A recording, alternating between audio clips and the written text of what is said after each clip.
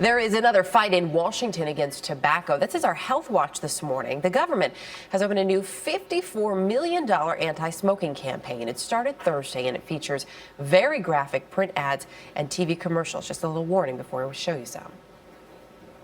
My name is Roosevelt. I always thought that cigarette smoking just messed up your lungs. I never thought that at only 45 would give me a heart attack. I never thought that it would stop me from playing basketball with my kids. Never thought that it would give me a scar like this. And I never thought that it would change my life forever. My tip is, do your heart a favor and quit now. Now, is that enough to get people to quit? With us is Dr. Jonathon Whiteson. He is director of the Smoking Cessation Program at New York University's Langone Medical Center. Good morning to you, doctor. Good morning. We didn't show some of the ads that are far more graphic than that. And I have to say, when I look at it, my mom died of smoking. Well, she died at the age of 61. I know smoking contributed to it. And we would show the most grossest pictures we could find. We would have the intervention. All I found that did was just really tick her off. Do you think that these ads are effective? We're going to find out one way or another. There is some evidence from studies done around the world that graphic images have been effective at getting people to wake up and realize that smoking is not good for them. There's a group who will pay attention, and there are other groups who will say this is... Just be mad. Yeah, there's or it's too gross. Some of them are just, I have to say, looking at them at home, just really, really gross. And I'm wondering, is the message getting lost?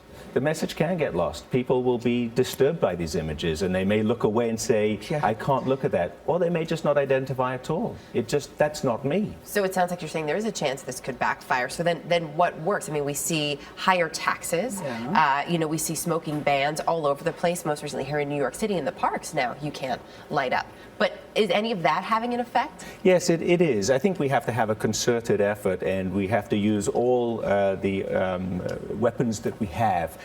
So increasing taxes is one way of doing it. Making smoking antisocial so that you can't smoke in public places. I think this is an excellent idea.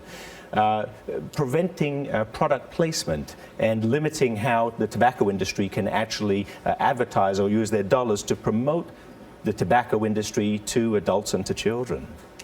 I really do. Go ahead, Erica. Well, I was just going to say, you mentioned children, and that's one of the biggest group. I think it's 9 out of 10 smokers start before the age of 18. These ads don't seem to be targeting kids. Well, these ads are not targeted at kids. There is some research from Australia that looked at graphic advertisements and whether kids took notice, and some did. But these commercials, this campaign is not directed at children, and we have to be very cautious about that because it is the children who start smoking. Yeah. We know that there are over 3,000 kids who start smoking each and every day.